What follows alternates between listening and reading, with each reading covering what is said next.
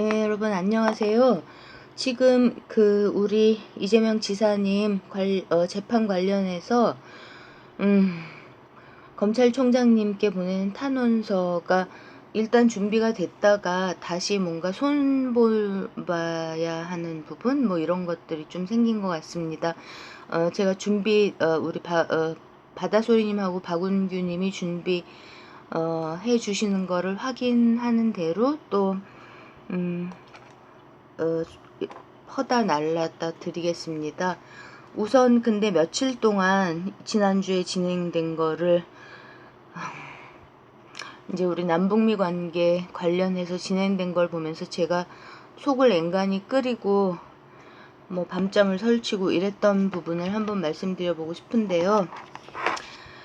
아이고, 그러니까 저는 제가 무슨 그 잘난 운동권 출신이었다는 거를 말씀을 드릴 필요가 없이 그냥 제 방송, 우리 강물 방송을 진행을 할 수 있을 거라고 생각했기 때문에 그렇게 시작을 했다가 도저히 그게 아니구나 이런 느낌이 들어서 이제 할 수 없이 제가 뭐 그 잘난 운동권 저 말고 이제 훌륭하게 하신 분들 굉장히 많지만 저는 이제 저 나름대로 열심히 했지만 뭐 잘한 게 한 개도 없기 때문에 뭐 그게 무슨 자랑이라고 이렇게 아휴 창피를 무릅쓰고 말씀을 드릴 수밖에 없게 됐었고요. 그런데 아마 제가 그냥 옛날에 이제 NLPD 뭐 민족해방 National Liberation 그쪽은 뭐 주사파였고 뭐 PD 뭐 산호맹으로 되는 지금 조국 이제 법무부 장관님 되시겠죠? 그 다음에 아무튼 그런 분들 조국하고 누구죠? 성남시장 그분 성함이 어떻죠? 어쨌든 그렇게 NLPD 그리고 우리 돌아가신 노회찬 의원님도 PD 쪽이셨는데 그렇게 뭐 거창한 노선 투쟁 그 속에서 제가 주사파였을 거라는 거를 짐작하시는 분들도 많이 계실 것 같습니다. 예, 저는 주사파였습니다. NL 주사파였고요. 81학번이고 62년생입니다. 그러면 그때 당시에 그러니까 근데 저는 근데 무슨 뭐 뉴라이트로 넘어가 버린 서울 누구죠? 김영환 뭐 그딴 쪽하고 전혀 관계가 없고요. 김영환 씨도 김영환 이름이 나올 때마다 제가 꼭 성함을 불러드리는 심진구 선생님. 그러니까 김영환에게 주사파를 가르쳐준 지금은 돌아가신 노동자 출신 심진구 선생님. 뭐 전혀 관계가 없습니다. 어쨌든 86년부터 이제 주체사상 공부를 하기 시작을 했는데요. 그때 당시에 초기 주사파들은요, 그러니까 뭐를 갖고 가장 고생을 많이 했냐 하면 이제 단파 라디오로 북한의 방송을 잡아가지고 그거를 막 녹음을 해서 녹취를 풀어가지고 돌려보고 이제 단파 라디오를 이용해서 방송이 잘 들리는 곳을 그러니까 헤매고 돌아다니면서 찾고 그랬어야 됐기 때문에 엄혹한 전두환 시절이었죠. 전두환 그 다음에 노태우로 넘어가던 그런 시절에 그러니까 엄청나게 위험을 무릅쓰고 고생을 진짜 많이 했습니다. 그랬고 이제 89년으로 기억하는데 노태우가 이제 자기가 군부 독재의 계승자라는 거를 좀 어떻게 무마하기 위해서 그러니까 이제 북방 정책과 북한하고 관계를 좀 풀려고 많이 하고 그러면서 그때 일환으로 주체사상 총서가 합법적으로 출간이 됐었죠. 13권이었던 걸로 기억하는데 그렇게 해서 전 체계를 공부하기 전까지 위험을 무릅쓰고 고생을 했던 거는 말로 다 표현을 할 수가 없습니다. 제가 알고 있던 이런 분위기들 속에서요. 어쨌든 그런데 그때 당시 이제 저를 포함해서 주사파가 되었던 이런 그 남한의 이제 민주화 운동 세력들이 주체 사상에서 굉장히 높이 평가했던 부분은 그 이전에 그 막스 레닌주의라고 불려졌던 그 전 세계를 물질과 관념으로 나눠서 유물론이죠. 잠깐 죄송합니다.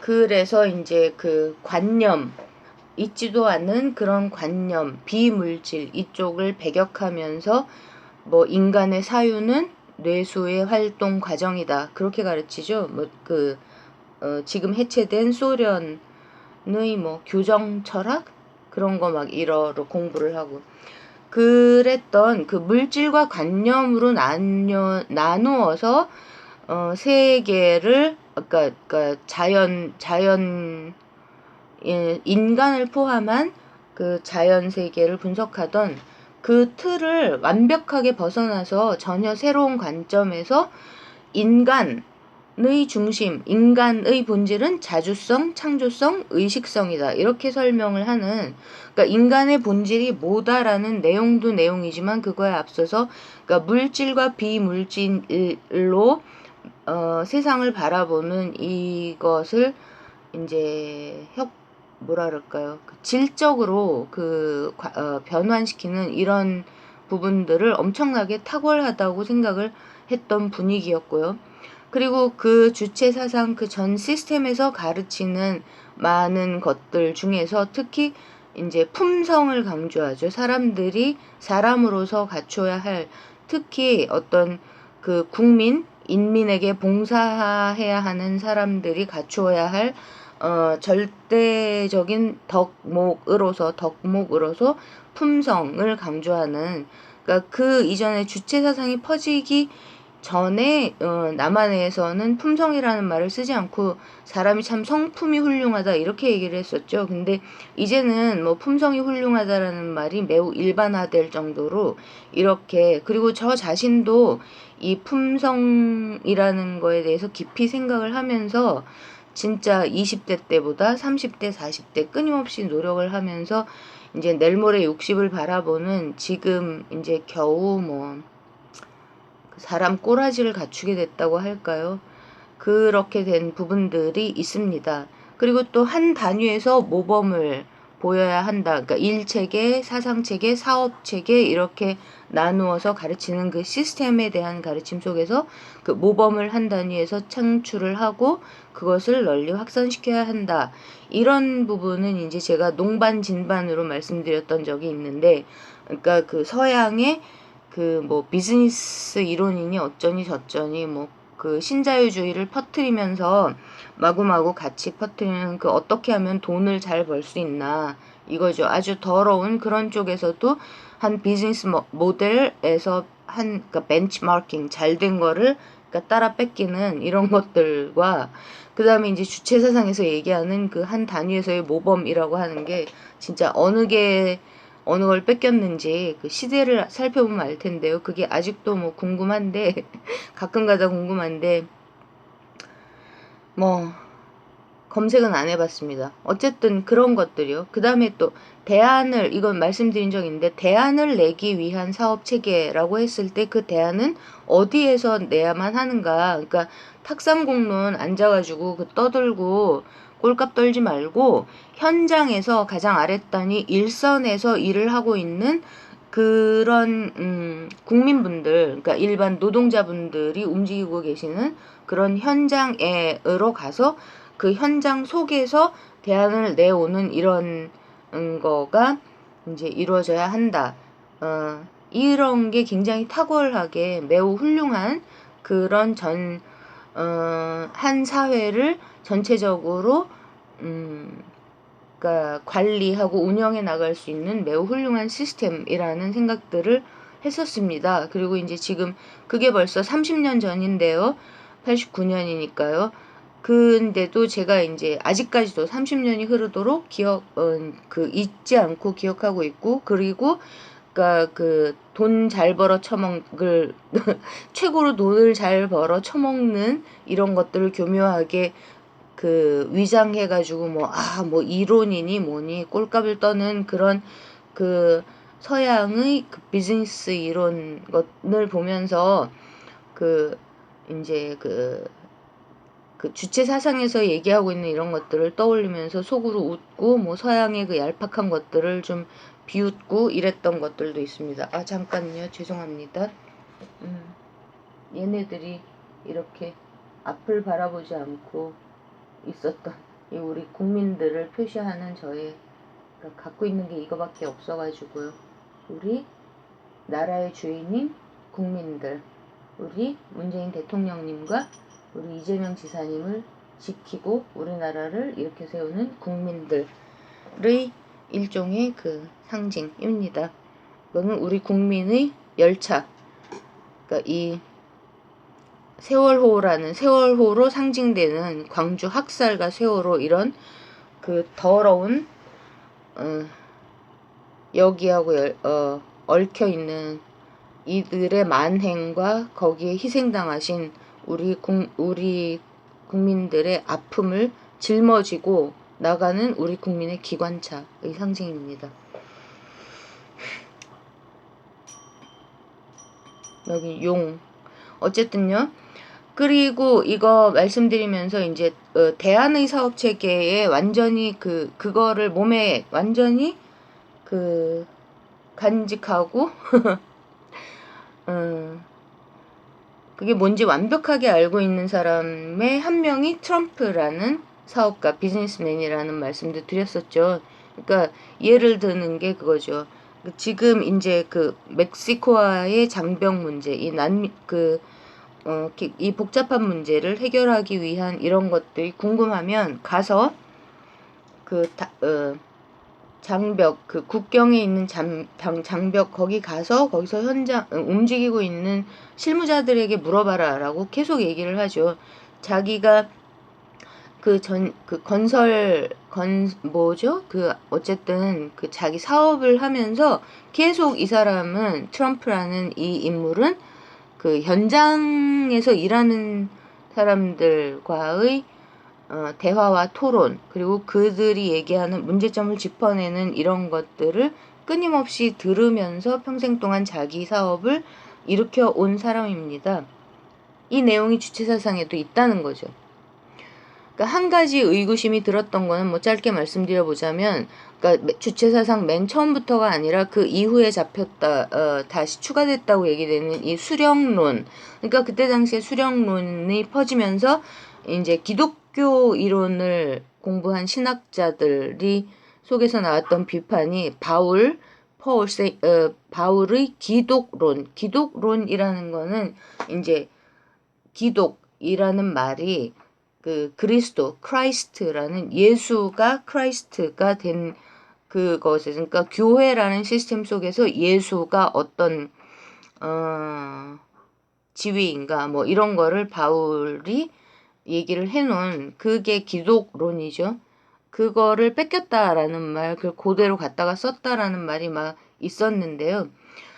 이거는 이제 그 바울이라는 사람이 유태인이었는데 그때 당시에 배운 사람이었고 그 그리스하고 로마를 이제 휘젓고 다니면서 신플라톤주의, 네오플라톤주의에 노출돼 있었던 사람이기 때문에 그 네오플라토니즘이 가미된 이론이죠. 플라톤이 얘기했던 그 국가에서 출발한, 그래서 말은 좋아서 조화를 이루고 하모니 속에서 균형을 잡고 각자의 역할을, 그러니까 주어진 역할을 다 하고 이런 거다. 그래가지고 교회 속에서 그리스도가 머리고, 그 다음에 한 사회 속에서는 수령이 머리이고, 그 다음에 남은 어쩌고저쩌고 다른 교회 속에서 다른 사람들이 팔, 다리, 몸통 이런 것들을 이루어서 각 지체들이 자기 역할을 열심히 한다. 한 사회 속에서 어쩌고저쩌고, 그러니까 비슷한 틀이죠. 근데 플라톤주의에 대한 저의 생각은 여러 번 말씀드렸었는데, 이거는 말은 좋을지 몰라도 그 독재, 파시즘, 전체주의로 가기 위한 이런 게 엄청나게 많이 깔려 있습니다. 그래서 칼 포퍼라는 그 이론가는 그 열린 사회와 그 적들이라는 아주 유명한 책에서 열린 사회의 적은 파시즘과 플라톤주의다라고 얘기를 하기도 했죠. 근데 그것도 좀 저는 말이 안 된다고 생각했던 거는 그 인류가 권력을 장악하는 집단이 생겨나기 시작한 이래로 인류 인간 사회가 열린 사회였던 적이 있나요? 저는 없다고 생각합니다. 항상 다수를 장악하고 휘두르고 짓밟으려는 극소수가 있어 왔죠. 주체 사상에 대한 말씀을 이렇게 잠깐 말씀드렸고요. 여기가 본문인데 오늘 또 할 수 없이 길어지네요. 그러니까 관심 있는 분들께서 들어주실 거라고 믿고 계속하겠습니다. 그러면 김일성 시대가 지나고 김정일 시대로 들어왔는데 김정일은 장성택과 동반 성장을 했습니다. 그죠? 누가 누구에게 어떤 영향을 끼쳤는지까지는 알 수 없지만 어쨌든 김정일 시대에 보여지는 거는 이 고난의 행군의 그 역사적 배경, 그러니까 사회주의권이 해체되면서 자본주의 시스템 안으로 넘어가면서 물물 교환으로 진행됐던 북한의 무역 여기서 미제 새끼들이 미제국주의 새끼들과 이 파시스트 네오콘들이 달러를 풀어주지 않았기 때문에 그 김일성 주석이 아무리 개방을 하려고 하고 그 시스템 속에서 평화적으로 진행을 하려고 해도 할 수 없었던 그런 그 배경이 있었던 거죠. 근데 여기서 핵의 길을 택했습니다. 그죠? 북한이 핵을 개발해서 맞서는 길을 택했고 장성택이라는 인간이 그러니까 우리 영화에서 드러났듯이 공작 이런 데서 잘 설명이 됐듯이 총풍 사건 이렇게 대비되는 이런 것들이 이제 굉장히 많지 않습니까? 이런 시대를 지났습니다. 근데 그 민족 해방 그러니까 외세 제국주의 즉 일본 제국주의가 있었고 미일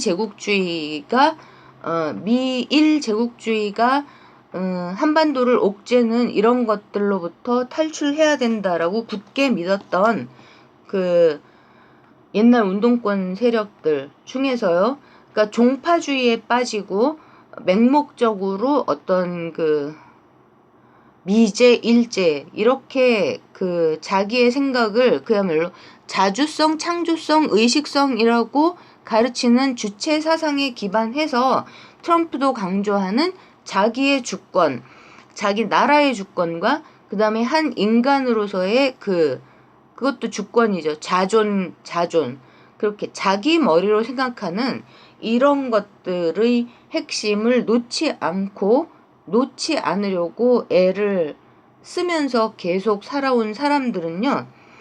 그러니까 북한이 완성했다고 하는 핵 이거를 뭐 종파주의 쪽에서는 뭐 북한이 100% 자기의 힘으로 핵을 개발했다. 뭐 천재다. 한민족은 우수하다. 듣기에 굉장히 좋은 말이지만 탄도 미사일의 기술과 그 다음에 핵 기술과 그 다음에 핵 물질 이런 것들을 이 글로벌 네오콘 엘리트 이 세계 전쟁 갈등 세력이 배후에서 이걸 키워주지 않고 북한 스스로가 그야말로 혼자서 철저하게 했다고 믿는 사람은 없습니다. 여기에는 중국과 러시아 심지어 미국의 그 지금은 오바마 힐러리 대변되는 이런 글로벌 네오콘 엘리트 세력의 이 확실하게 힘을 보태줬다고 믿는 거죠. 이것이 합리적인 추론이라고 생각을 합니다. 조지 소로스의 돈이 들어가 있을지도 모르는 일입니다. 심지어.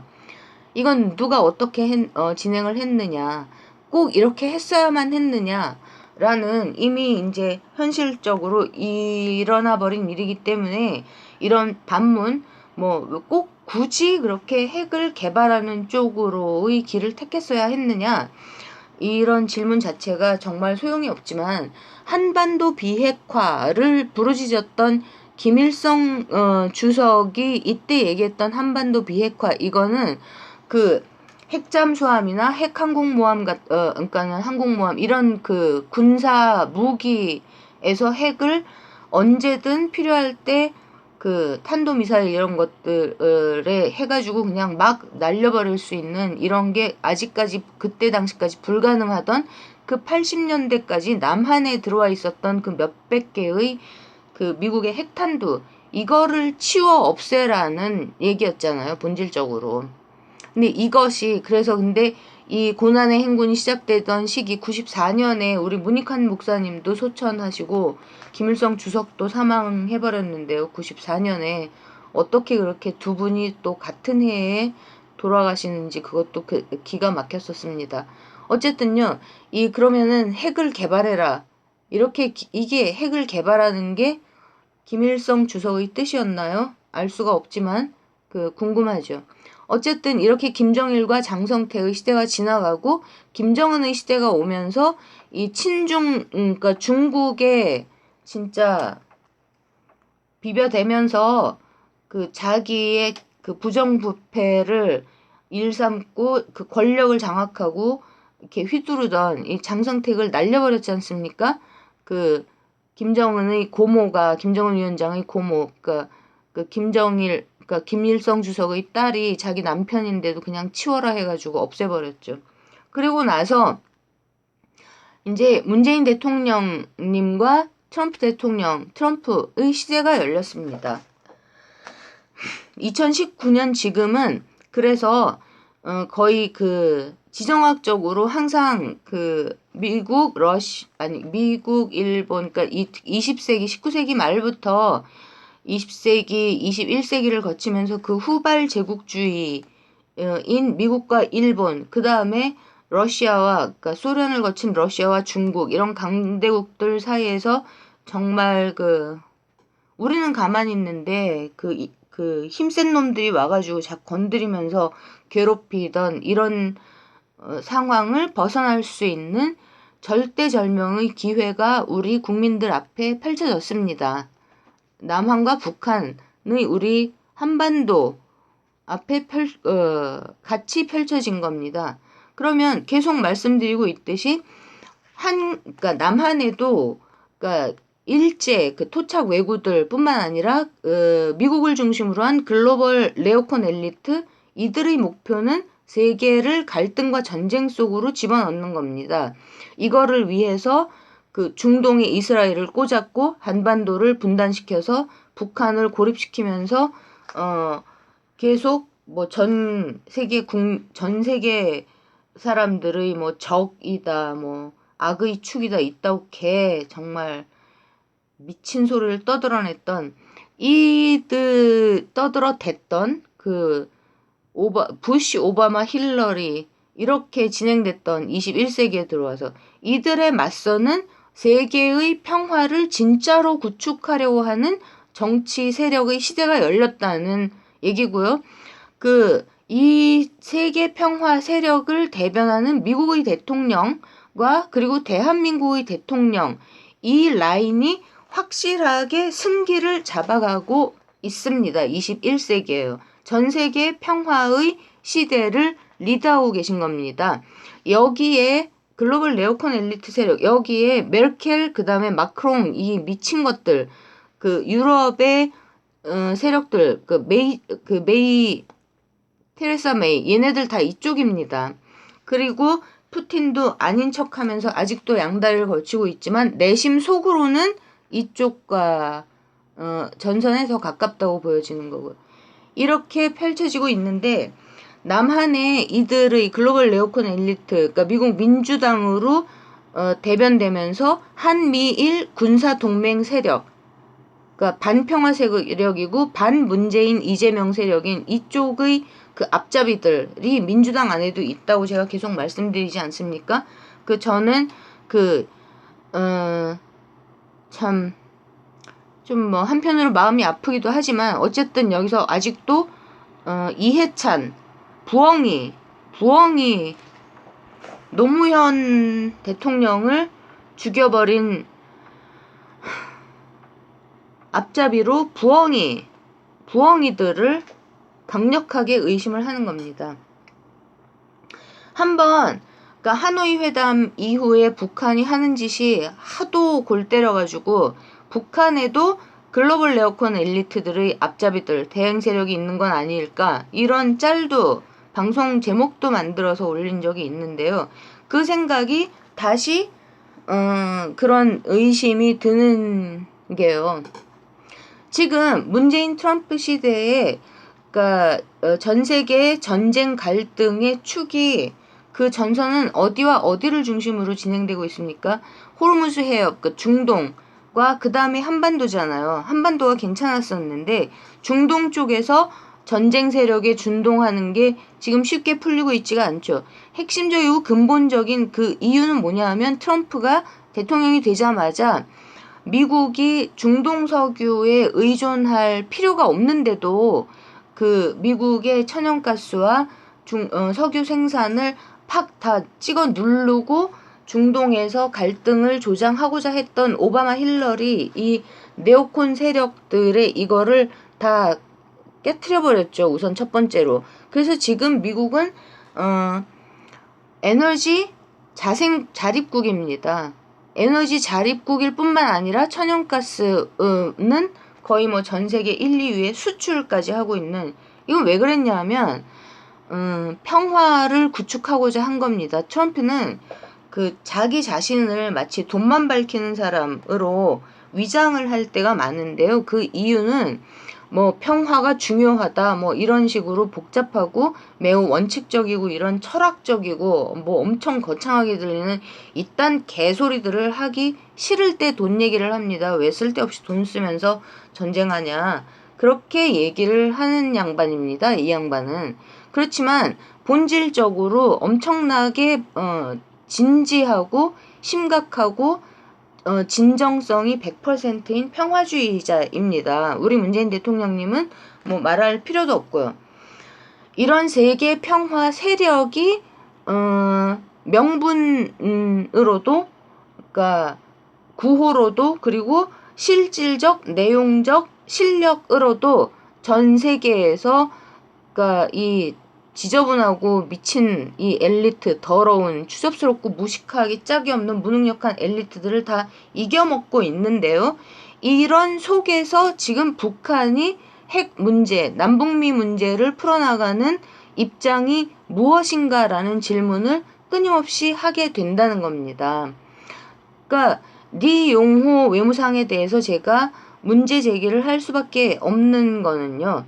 도대체 지금 이 김정은이라는 젊은 리더를 독재 3대 아니면은 뭐 세습 3대 뭐 왕조 세습 3대 그래서 이씨 조선이 김씨 조선으로 넘어왔다. 뭐 무슨 그 북한이라는 한 단위 국가에서 선택한 정치 체제니까 남들이 그걸 갖고 왈가왈부 떠들 이유는 아무것도 없다고 생각합니다. 절대로 하나도 없다고 생각하는데 그럼에도 불구하고 김정은이라는 이 3대에까지 내려온 그 이른바 백두혈통이라는 이 왕조,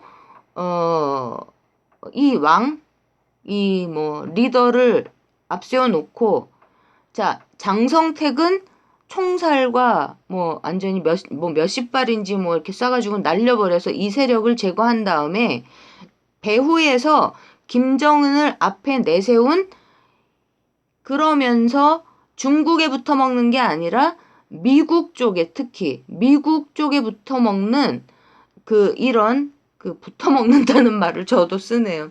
어쨌든 밀착한 뭐 붙어먹는다고밖에 표현이 안 됩니다. 여기에 들러붙어가지고 움직이고 있는 세력이 있지 않고서야 어떻게 이렇게까지 대목대목 일관성이 없는 그러면서 결국은 결과적으로 봤을 때 그 남북미 평화 시대에 도움이 되지 않는 이런 모습을 보이는가. 그러니까 이런 저의 생각에 아마 뭐 그 이 시대의 통일 문제, 남북 문제에 있어서 현인이라는 정세현 전 장관도 뭐 동의를 안 하실 텐데요. 근데 정세현 장관님도 대단히 뭐 외람되고 죄송한 말씀이지만 이 글로벌 네오콘 엘리트 세계 전쟁 세력 그러니까 이들의 대행자들, 이들의 주구, 이들에게 그야말로 붙어먹고 봉사하면서 뭐 몸도 마음도 다 내주면서 이 목표가 목적이 뭘까요? 그거는 다 다르겠죠. 어쨌든 그러면서 움직이고 있는 이런 세력들과의 물 밑에서의 보이지 않는 치열한 세계 평화를 위하고 한 단위 국가의 번영, 평화와 번영을 중심으로 생각하는 세력과 그게 아닌 기존의 그 세계 패권을 장악하고 있었던 이 세력과의 그 대항 관계 라인으로 지금 남북 문제를 보고 있지 않기 때문에 우리 정세현 장관님도 그렇기 때문에 이제 문재인 대통령님을 막 뭐 어떤 때는 뭐라 할 때도 있고 막 답답해하면서 막 화를 낼 때도 있고 그러시더라고요. 또 한 사람 뭐 유명한 문정인 그 양반에 대해서는 제가 말씀을 드렸죠. 이쪽에 뭐가 뭔지도 모르고 이쪽에 봉사하는 그 지식인들이 이제 미국 지식인들이 잘난 줄 아는 매우 종미적인 그런 생각에 사로잡혀서 그 하버드, 예일 이딴 데를 따라하는 게 최고인 줄 아는 그런 사람이라고 제가 분석을 해드렸었는데요. 물론 저의 생각입니다. 그러면 여기서 지금 그 북한의 당국자들 속에서 김정은 위원장을 중심으로 봤을 때 김영철 라인과 리용호 라인으로 놓고 보고 싶은 겁니다. 자, 저는 분명히 기억합니다. 길게 갈 것도 없이 그 하노이 회담에서 저는 분명히 트럼프와 김정은이 2시간 정도의 단독 회담을 진행한 걸 알고 있습니다. 첫날 저녁에 한 5분 정도 인사말만 하면 됐을 그때 단독 회담이 한 30분 진행됐죠. 그 다음 날은 오전에 트럼프 김정은 둘만의 단독 회담이 끝나질 않아서 폼페오하고 김영철하고 어땠습니까? 계속 밖에서 기다리면서 산책하면서 통역 대동해가지고 쭉 얘기하고 뭐 대화 나누고 웃으면서 친근한 굉장히 보기 좋은 분위기였죠. 그러다가 점심때 부터 시작됐던 확대회담, 그 확대회담이 계속 진행되기 전에 거기 이제 볼튼이 노란 봉투를 들고 끼어들어가서 앉은 그 확대회담 때 트럼프가 기자들에게 회담 시작에 공개하면서 그 장면을 공개하면서 전 세계 언론 앞에서 김정은의 비핵화 의지를 확실하게 천명을 해주고 그걸 도와주면서 김정은을 이제 띄워주기 위해서 세계 무대에서 막 그렇게 노력하고 있을 때 리용호가 끼어들었던 장면을 제가 2번 이상 말씀드린 적이 있습니다. 그때 자기들의 수령이라는 김정은 위원장의 의중을 물어보지 않고 딱 튀어나와가지고 기자들 나가라고 얘기했죠. 이런 거는 놓쳐서는 안 될 부분이라고 저는 생각합니다. 그리고 거기에 맞춰서 김정은 위원장이 이렇게 웃으면서 1분 우리는 회담을 해야 되기 때문에 1분 1초가 아까우니까 이렇게 얘기를 하면서 리용호 외무상에게 이제 동의하는 그런 입장을 취했었죠. 이 둘은 같이 리용호 최선희는 같이 움직이고 있는 거고요. 근데 그러면서 지금 그러니까 문재인 대통령님이 적극적으로 중재를 하고 이렇게 해서 이 탑다운을 주도하는 3인의 리더가 판문점에서 만났습니다. 6월 말에. 그러고 난 다음에 지금 7월 들어서면서 벌어지고 있는 게 일본이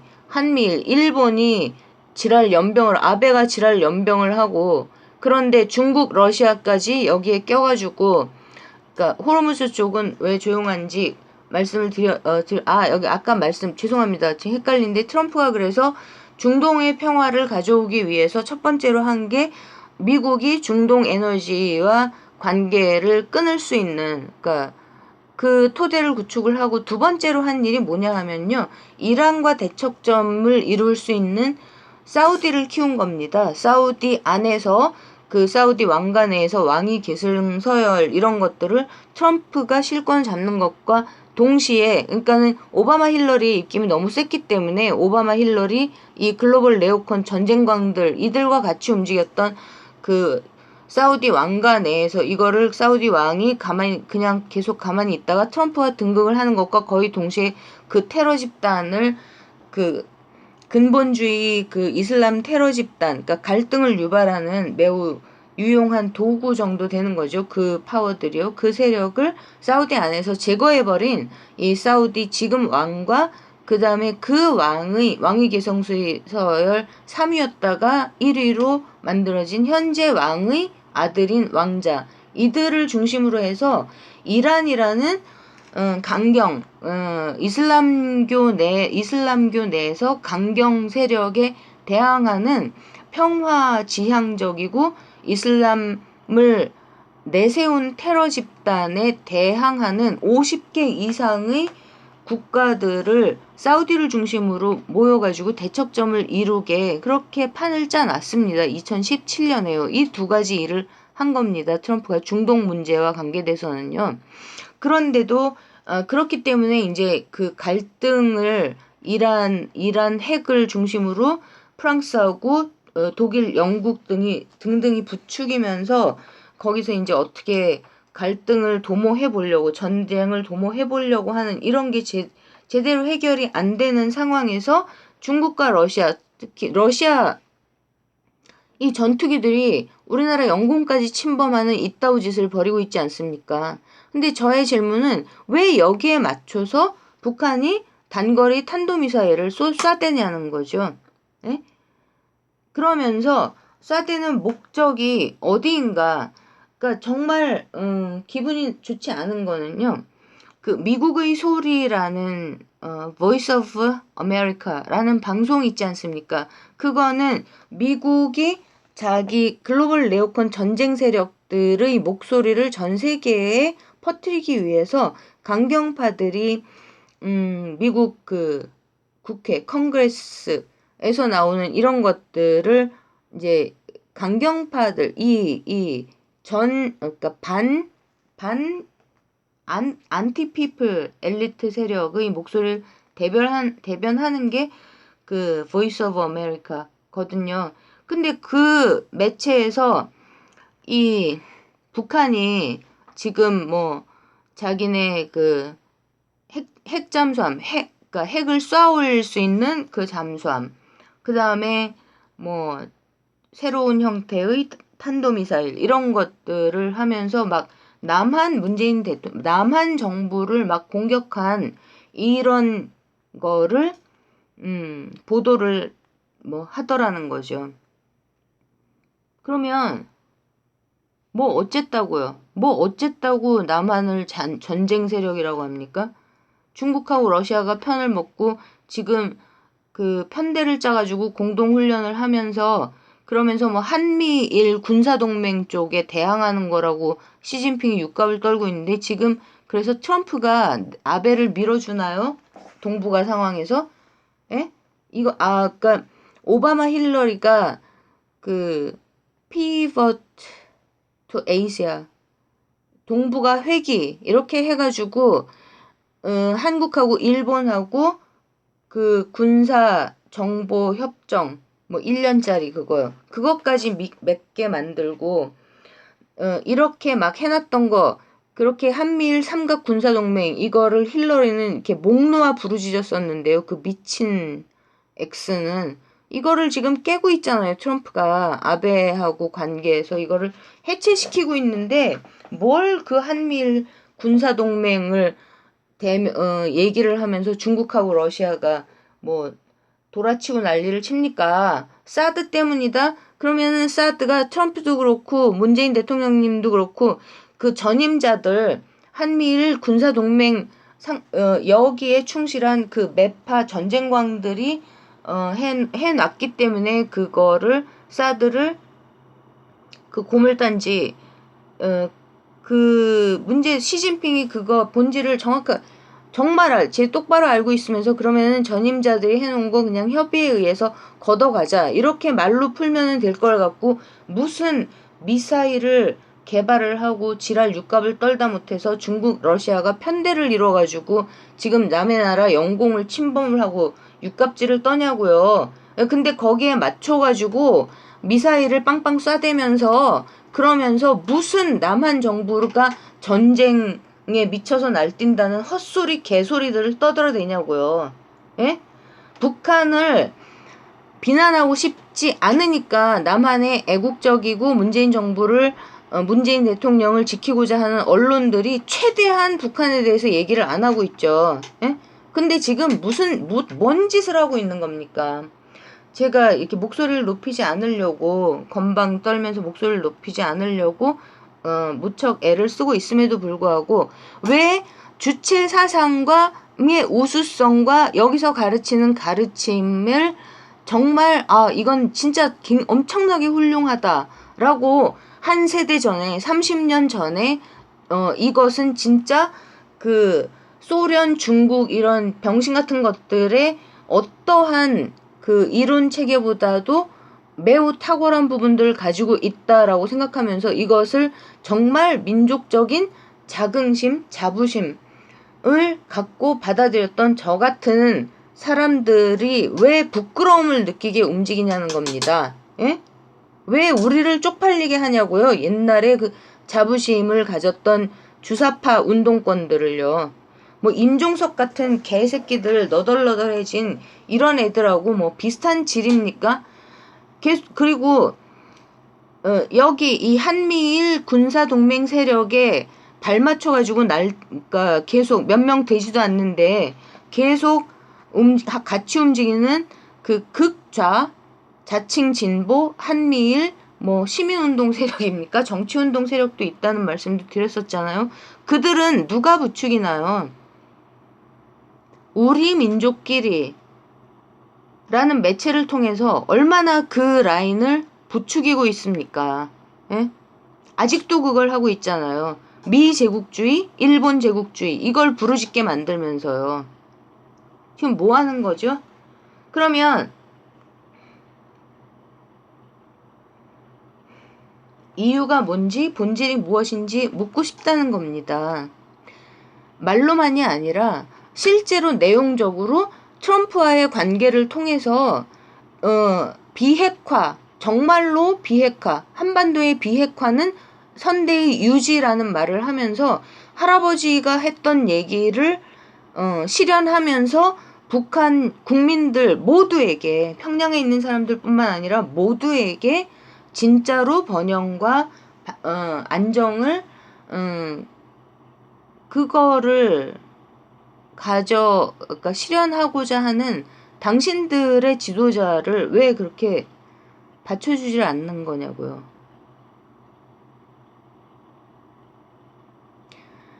동창리하고 영변에서 약속한 대로 철저하게 100% 완벽하게 공개적으로 이 두 시설을 없애버리는 이런 거를 하십시오. 쓸데없이 딴지 걸지 말고요. 총풍 장성택이 했던 이딴 식의 딴지를 계속 걸면서 말도 안 되는 소리, 아무도 납득할 수 없는 소리로 트럼프를 공격하기는 안 될 것 같으니까 문재인 대통령님을 물고 늘어지고 남한을 참아주는 것도 솔직히 만만한 게 뭐라고 어디까지 참으라는 얘기입니까? 예? 어디까지요?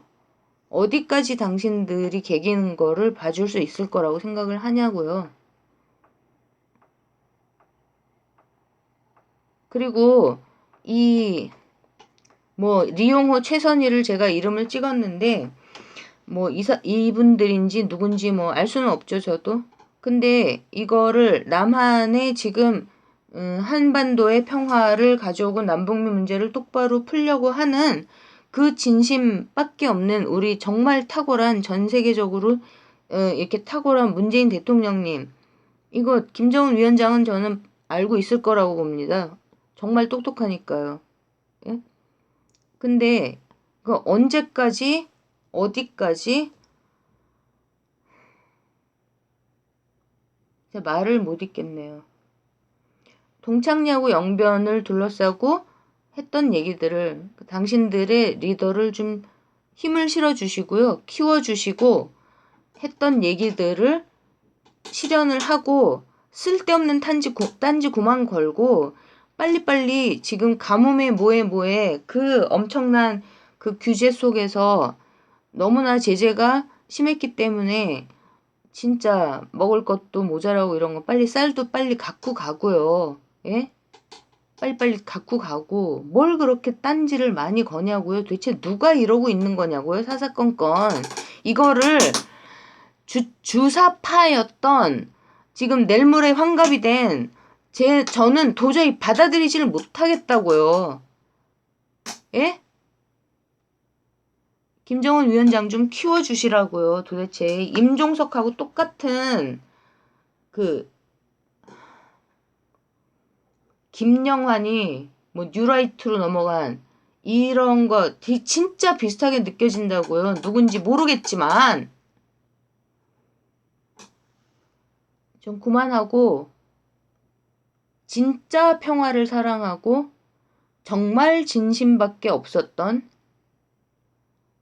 이 시대 할아버지가 생각했던 거를 진짜로 실현하고자 하는 지금 북한의 지도자 이거를 받아들이고